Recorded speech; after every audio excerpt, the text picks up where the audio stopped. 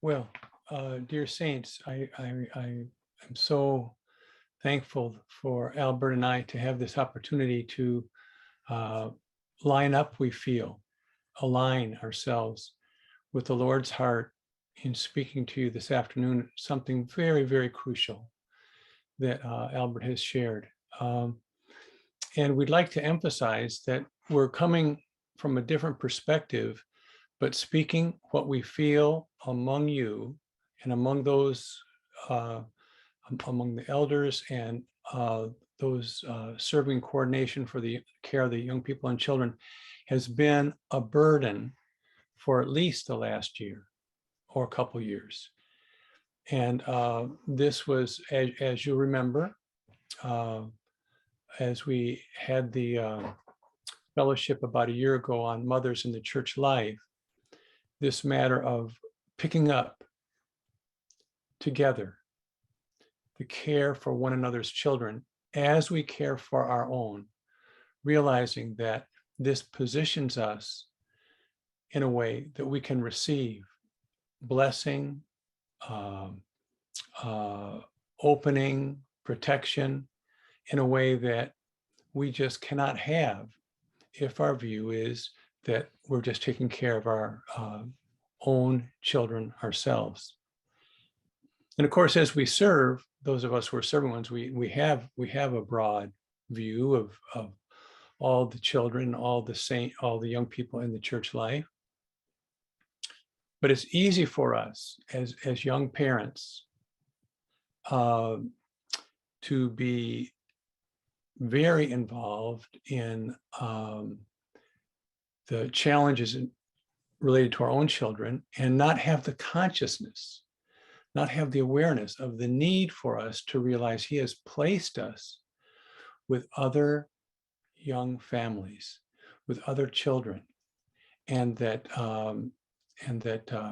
this is His way to, as Albert said, produce the generation that He needs to produce as a dispensational instrument to bring Him back. So the sequence I'd like to try to follow in parallel with Brother Albert is number one, a couple of the points from, or I'd like to emphasize a couple of the points from the book, The Vital Groups, that we've read corporately recently, and then to pick up on Albert's word related to Hannah and some of the pictures of lessons of parenting in the books of 1st and 2nd Samuel, but applying these to this burden of our having our care for the children, for our children, be mutual, for all the parents, that our care for the children in the church life would be mutual. Well, firstly, maybe we could consider that we have a corporate side to our parenthood. And that corporate side to our parenthood, our parenting and our parenthood that we're emphasizing today has an eternal importance and an eternal contribution. So to try to enlarge on this, I'd like to refer firstly to our brothers sharing in the fall Idro. You'll remember that we had the sharing, or that the general theme of these messages is the God's need and the present need in the Lord's recovery.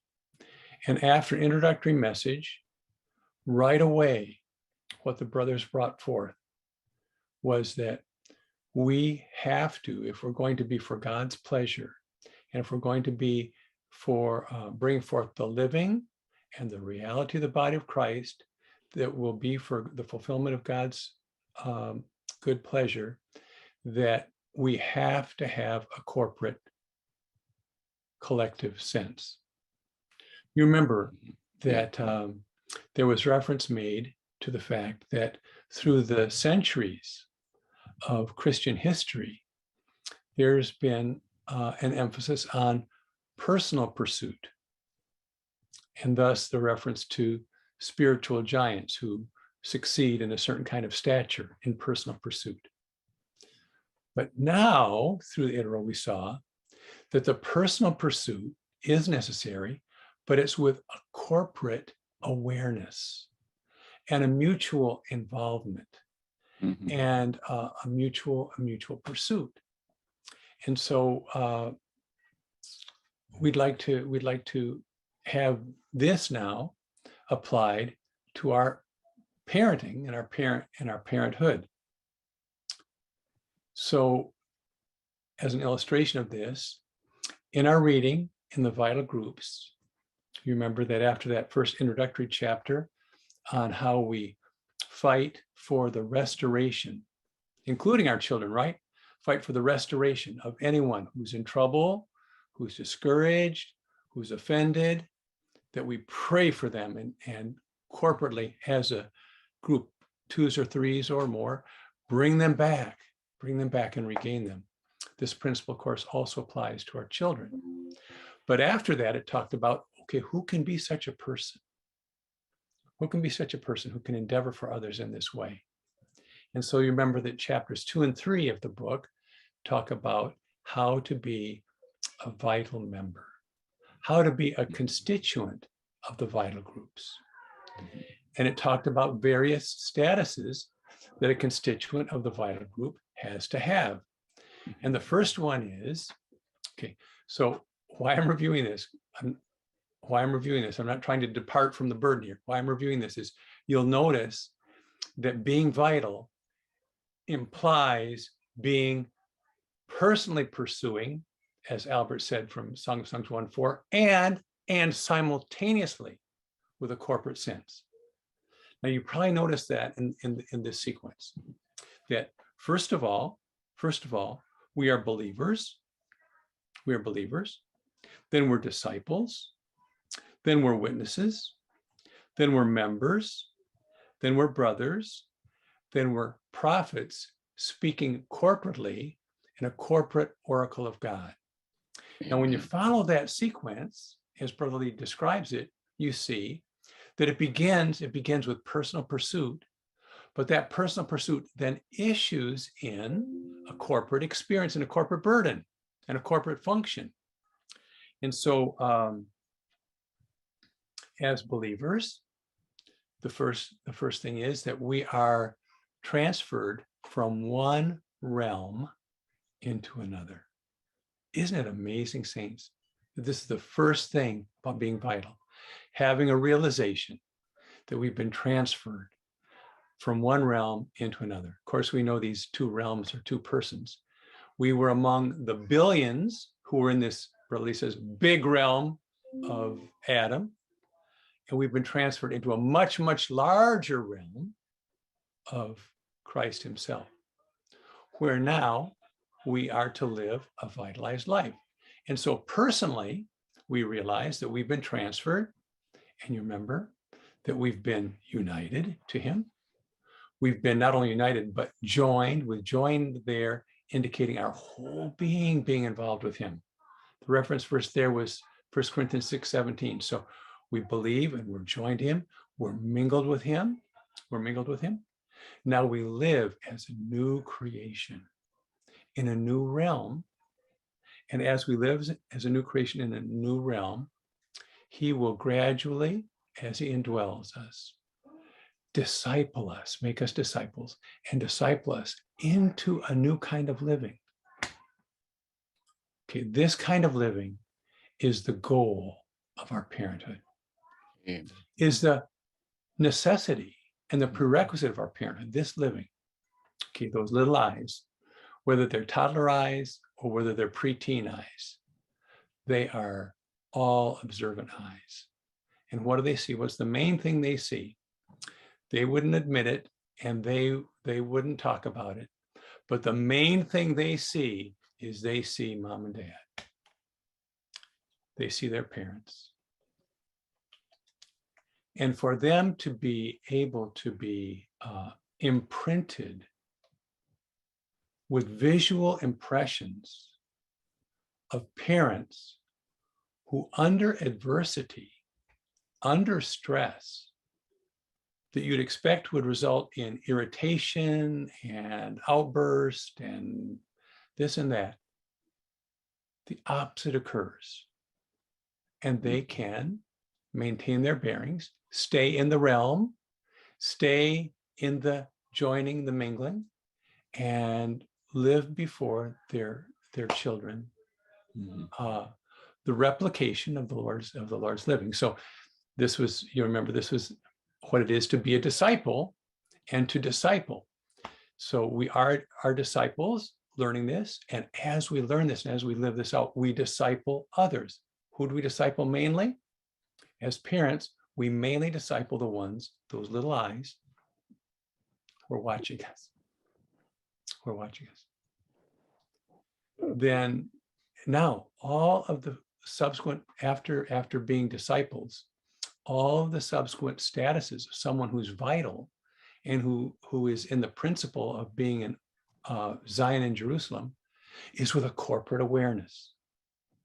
So this is my point, that we're not living the God-man living just to be specimens, nor even just to be able to impress, safeguard, and rightly influence our children.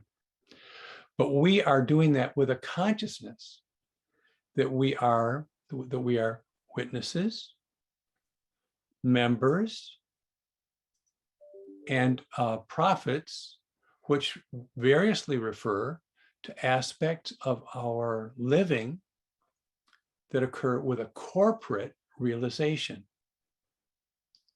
So how does this apply to our care for our children and our young people? Well, we can realize that just as the Lord, in his wise arrangement and sovereignty, chose our spouse, and just as the Lord has given us certain children, the Lord, in like sovereignty, has placed us in the church in Anaheim and placed us with other generational, in our generation, approximately the same age saints who are going through a similar stage of life, and now they're parents.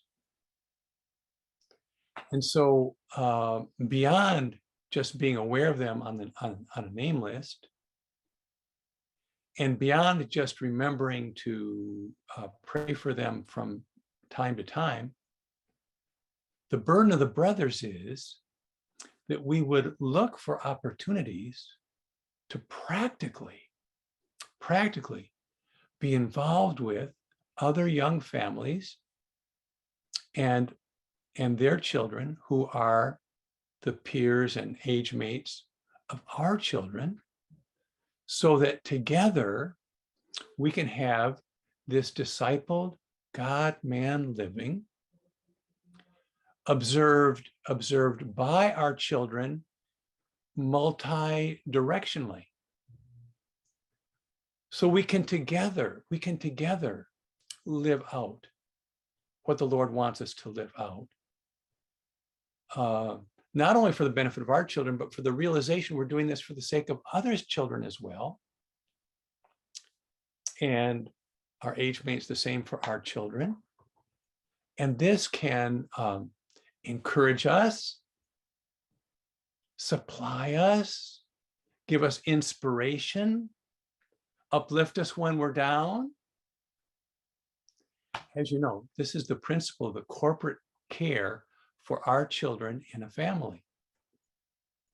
The husband has certain responsibilities, the wife has certain responsibilities, and they need to care for one another in the Lord in a sweet married life together. And that's what we strive to do. But there are times when the husband unavoidably isn't doing that well. And it's a wonderful married life when the wife can be sensitive to that, pray and be strengthened herself, and come in a little bit more. And likewise, if the wife needs particular help, and has particular needs. The husband doesn't say, oh, well, that's on your side. That's what you're supposed to do. But the husband picks up and assumes an additional burden and responsibility in love, and not in way of indignation, but in way of appreciation of an opportunity to take care of his helpmate. Well, in a like manner, when we are living and involved with another young couple, and we're mutually concerned, or two, and we're mutually concerned about our children, the three, say there are three families, the three aren't all going to be, or may not all be, strong and encouraged at the same time. But when one is not so strong, the other two can come alongside. And the one who's not so strong can be encouraged and inspired by the present enjoyment and clarity and resoluteness of the ones who are. And so we believe that this is the Lord's provision. We believe that the Lord has given this burden to the brothers serving with the children and serving with the young people. And we would like to affirm that burden today, that this is something we hope we could very, very much develop in the days, weeks, and months ahead. We could develop this. Now, to illustrate the importance of this, I'd like to just mention some of the principles and learnings that are clearly parental and for parents in 1st and 2nd Samuel.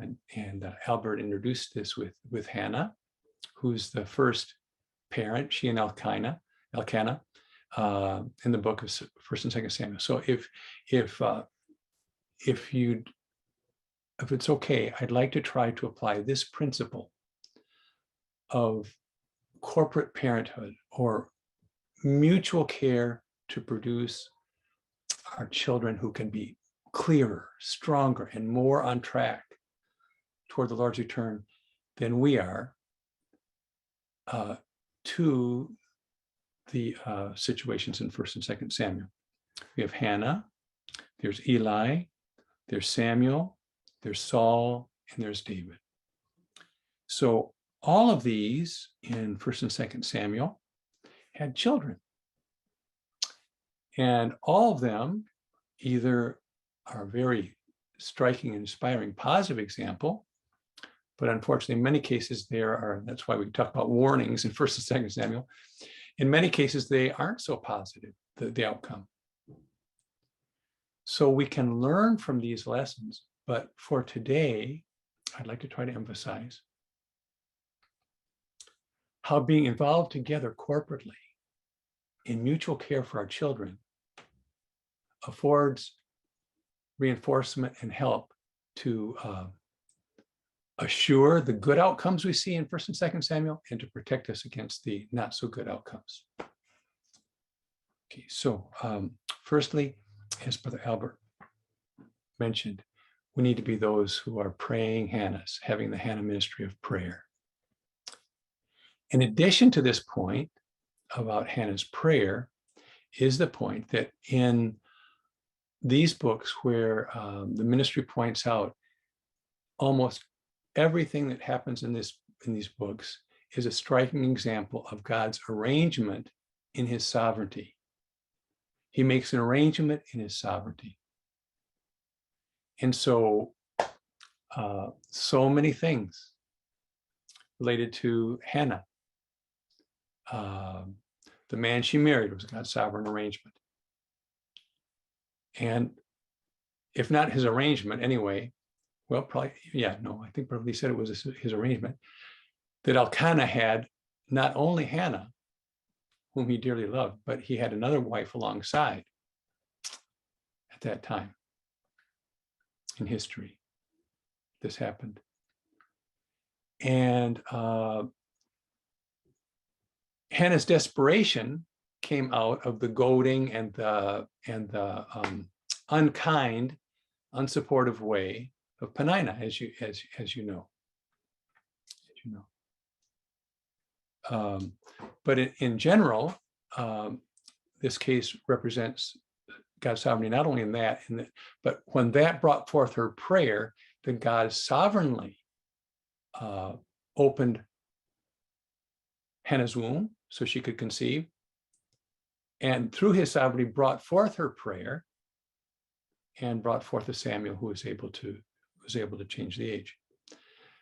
So if everything related to Hannah was under God's sovereign arrangement to bring forth a dispensational instrument, how about the fact that sovereignly, as I mentioned a moment ago, we're in the church, we have certain families we're with, and our children have certain age mates? Are those not God's sovereignty?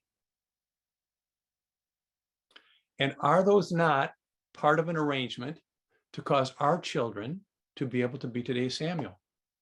So yes, we as today's Hannah's praying need to give a certain kind of example to our children.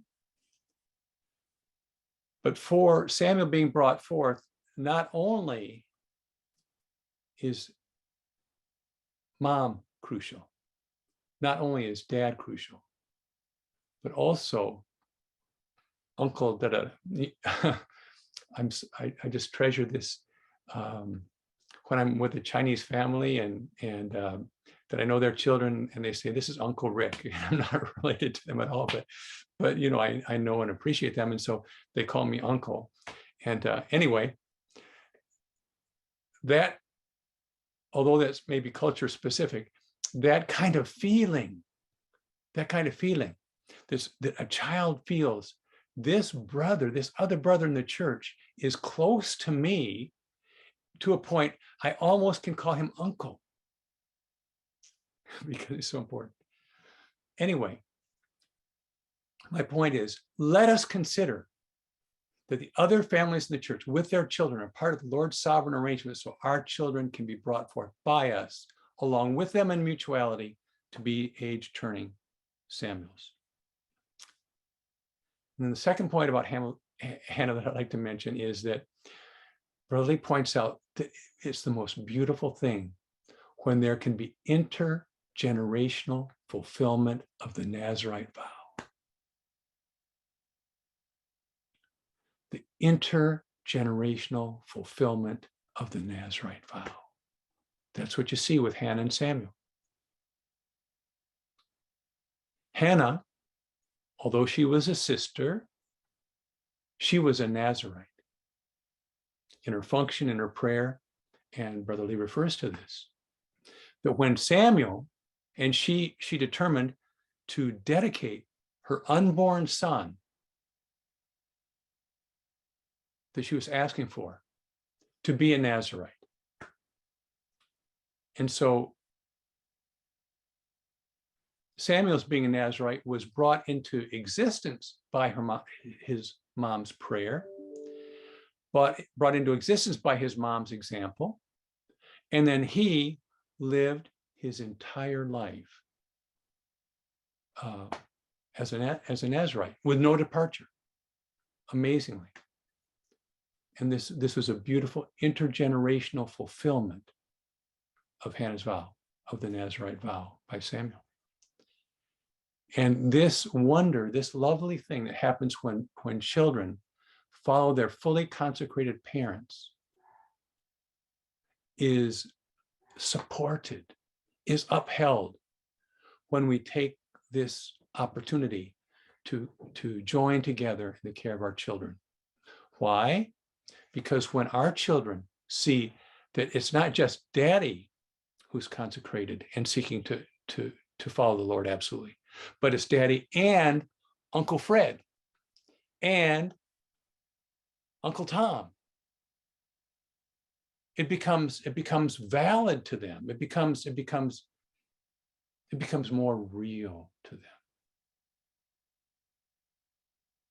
And later it's much harder for them to say, well, according to my peers' parents' example, my parents kind of extreme, my parents kind of peculiar, all the kids in school, their parents aren't that way, my parents this way. No, they come to realize that their parent is on the mark and that there are other validating examples around them for them to observe from the early time before other kinds of thoughts are brought in once the kids go off to school. Now, Eli. Okay, Eli is interesting as a parent. On one hand, the ministry tells us that the Lord was sovereign in putting Samuel under Eli so he could observe positive things in Eli and be shepherded into proper function in the priesthood by watching what Eli did. So Eli wasn't all bad, and Samuel learned many, many positive lessons by watching Eli. But Eli's children became perverse, evil. And Eli didn't just ignore that. He spoke pleading words to them to try to correct them. But his words were ineffectual.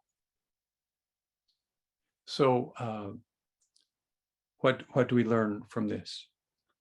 So one thing is, maybe, possibly, Eli in the Old Testament dispensation was representative of something that we as parents in Lord's Recovery can easily fall into,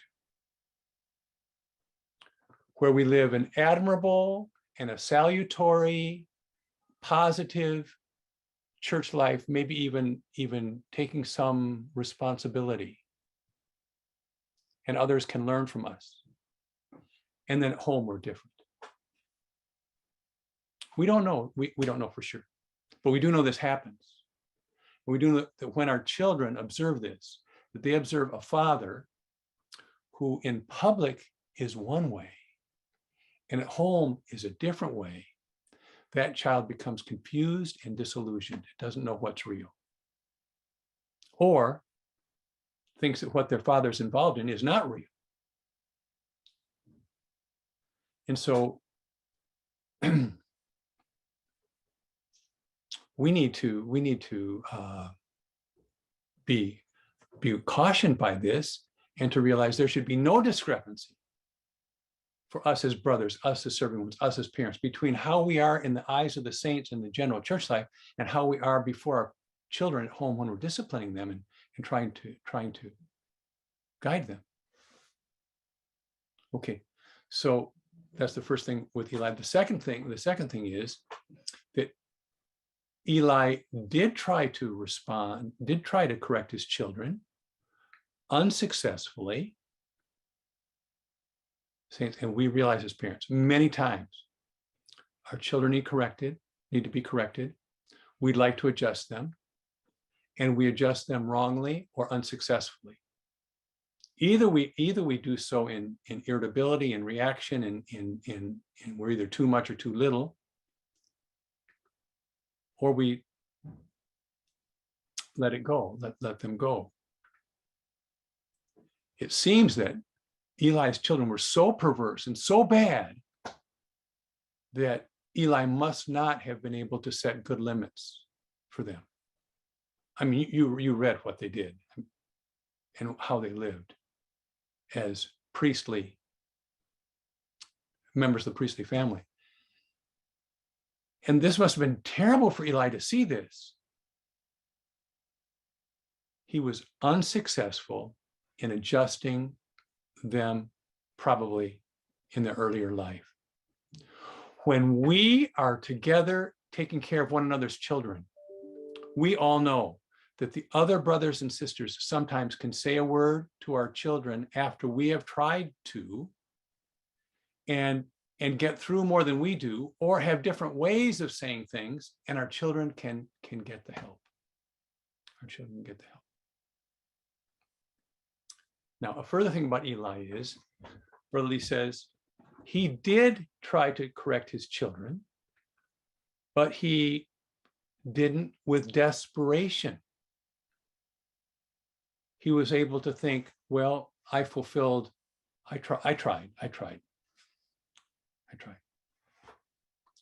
So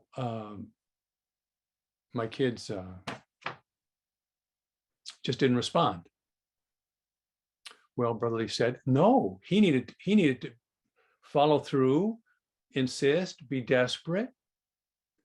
And when we see other parents, I mean, not that the decision making is ours and the impression is ours, but we are helped by seeing what other families do, what works for them, and by having input and fellowship from them to receive warnings.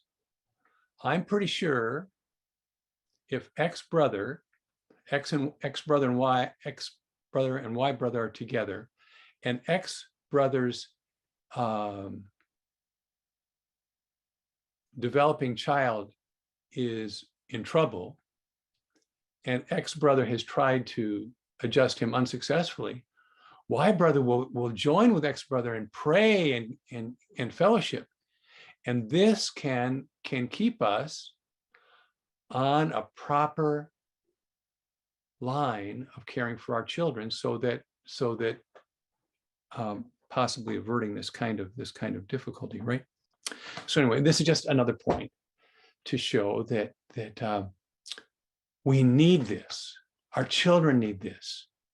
To have a corporate sense in the parenthood allows them to feel they're in the family of the Lord's recovery, they're covered, and they have many, many spiritual parents who can validate what they're hearing, what they're seeing at home. Then there's Samuel. Okay, Samuel, what about Samuel's children? Okay, Samuel's children were failures. They were in line during a period of time when Israel was in trouble and was in degradation. They took up Samuel's function and failed miserably. They were not a second generation, a next generation who were willing to follow their parent. They weren't. Okay, and Samuel, how can you correct Samuel's parenting? We don't know what kind of parent Samuel was, but everything we know about his life and everything we can anticipate was Samuel was a great parent. Maybe he was a perfect parent. Maybe he didn't make mistakes, but his children were failures, came up poorly. Okay, we've learned that this shows that the outcome of our children does not depend upon us.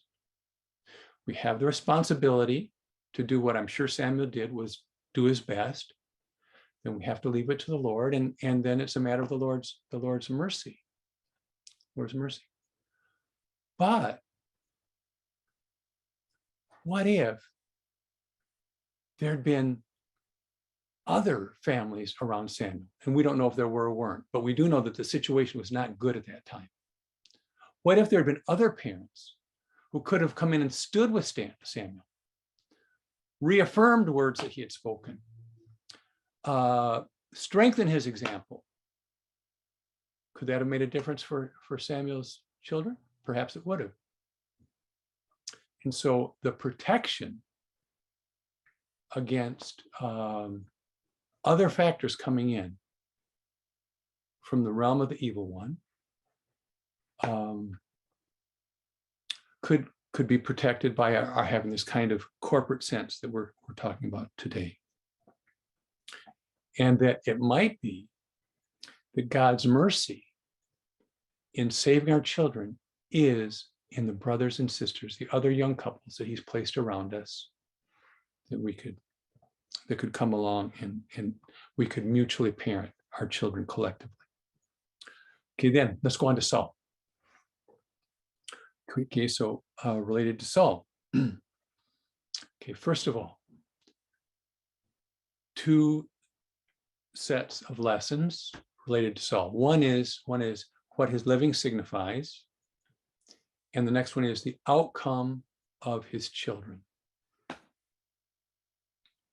Saul had what seemed to be some very good children.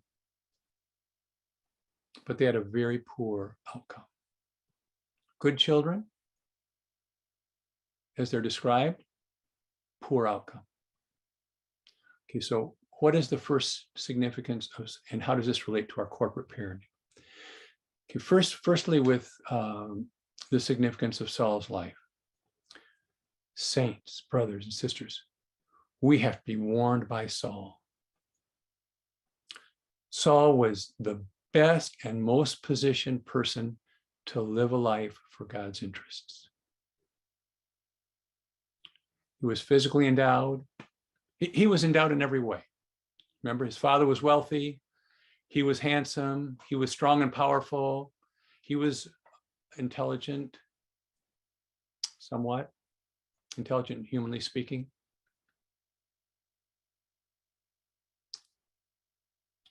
He is one of the greatest tragedies in the history of God's people. He was placed in a situation of privilege, and he tried to use that privilege, which was a partnership and was intended to be a partnering and a working together with God for his kingdom. He took this into his own hands and used it for personal furtherance.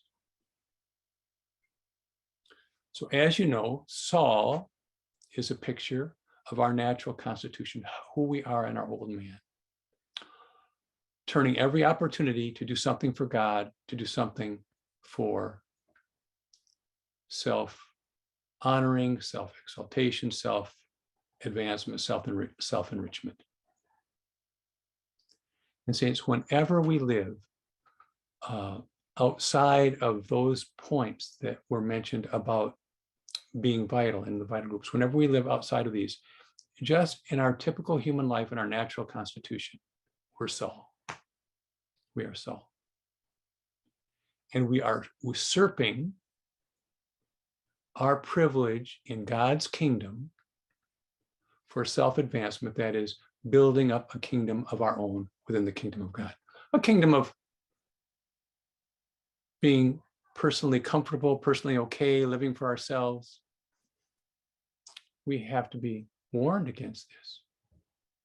Well, the biggest protection against this, as you know, is the saints, is being in the church life and having the reminders, having the blending fellowship, and being reminded again of how easy it is for us to veer into our natural kind of living, and how we need to be discipled once again out of Adam into Christ, and how the saints, not just the Lord as the indwelling spirit, but the saints disciple us out of ourselves into Christ to not live the life of Saul. So we need them. And so we shouldn't segregate our taking care of our children away from this and make it not a part of this.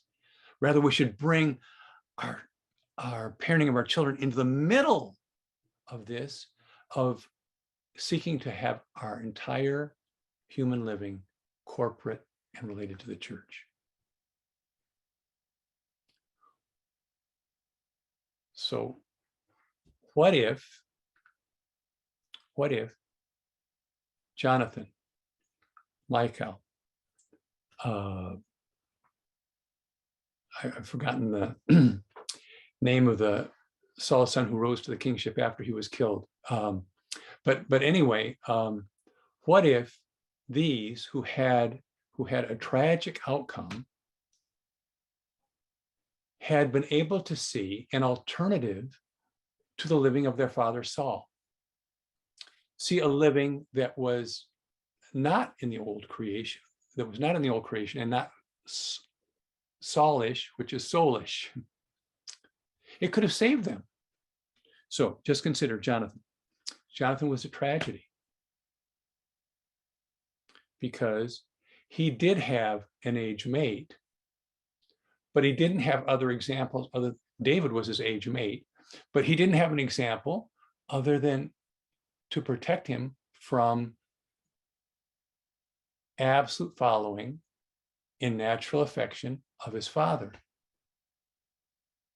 Of course, every son has an obligation to follow their father when their father is proceeding rightly. But Saul was not proceeding rightly, and Jonathan followed him according to his natural relationship with him and followed him into death and tragedy. Perhaps this could have been averted if we, as today's those who are privileged into God's kingdom, are covered and upheld by having other brothers and sisters as close companions who also have children from falling into living in their natural life.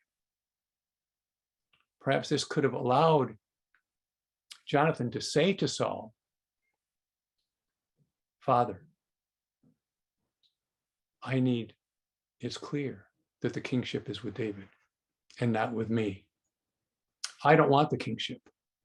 Don't try to preserve the kingship for me, Father. David is to be king. If there had been a counterexample balancing Saul, maybe Jonathan could have averted the tragedy that befell him.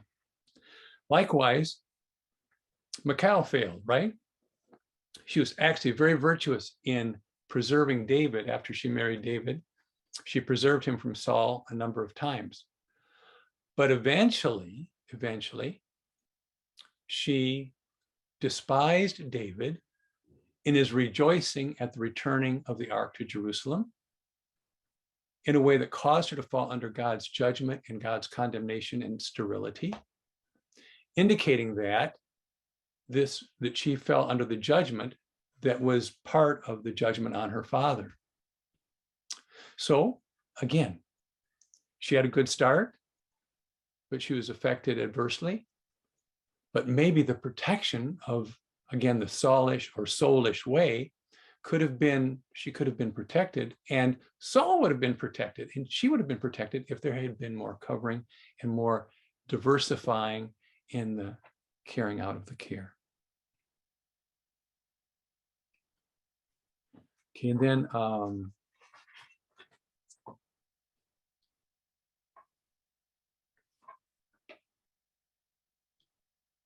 Mephibosheth.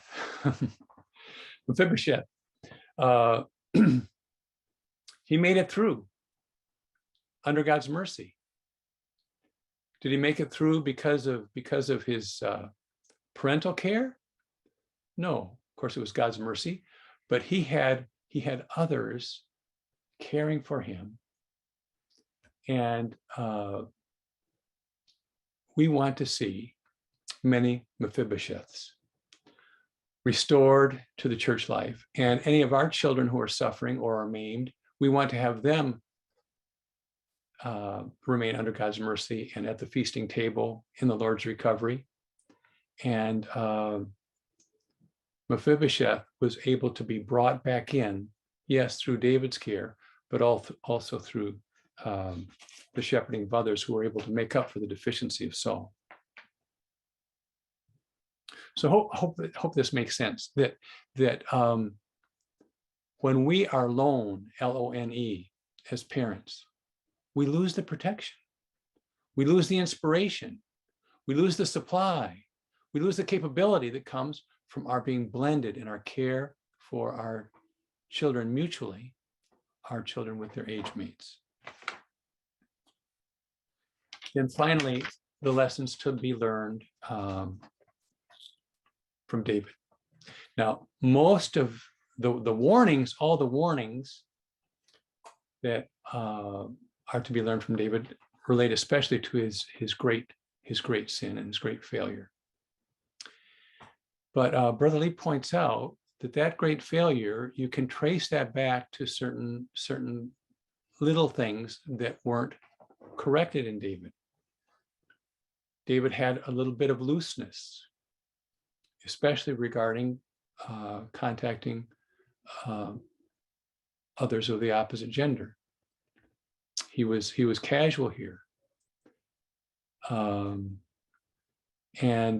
at the time of his great failure, he notably, as the warrior king, representing Christ the victorious warrior, the war was going on, and he stayed home.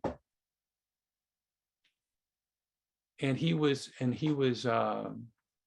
ease there at home. And so here's something for our parents. Don't feel that the church life is overburdensome because you are kept busy and it seems like there's an enemy on every side. That is a great protection. It's being at ease, having everything calm down and be silent and calm, and you're just there reposing a little bit. That's when you better watch out. That's when the enemy has a way to come in.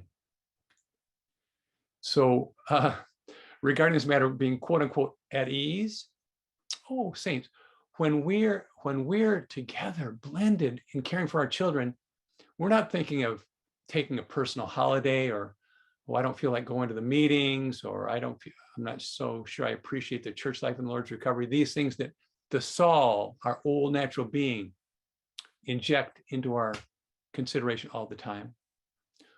When we're with others, we're on the go and we've got things before us, and we're protected from this susceptibility of being at ease at home, looking out the window. And this is a great protection to us. It's a great protection. And it also points out, well, another way of saying this is when we're out there fighting with the brothers,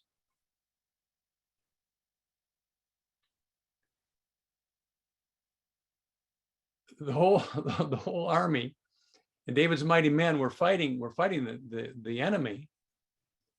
And David was at home and he got himself into trouble that caused difficulties, condemnation, and judgment passed on generation to generation because of the severity of what befell him, what he opened the door to. But yeah, when we're fighting with the brothers, there's just some supply, some strengthening, some uplifting, and we're kept safe. We're kept safe. And this can keep us from those occasional major failures that we realize are subject to God's governmental discipline, like David fell under. Occasionally we'll have a situation that's serious in the church life, and a saint, a good pursuing saint, will fall under clearly a situation where God has to discipline them, or may have to discipline them. Fortunately, this doesn't happen often. But how good to have the protection from this by active involvement with the other saints who are also parents. So maybe I could conclude there. I'll just say, yes, we agree that the burden that the brothers have in their coordination with the high schoolers, the junior hires, and the children is really from the Lord. And we do believe he strengthened this feeling of caring for one another's young people and caring for one another's children, and together having a mutuality and endeavor, having a mutual supply, having vitality in that context, and letting that be what our children observe, what becomes a safeguard for them and for us, and can bring us together through the enjoyment of Christ into the coming kingdom.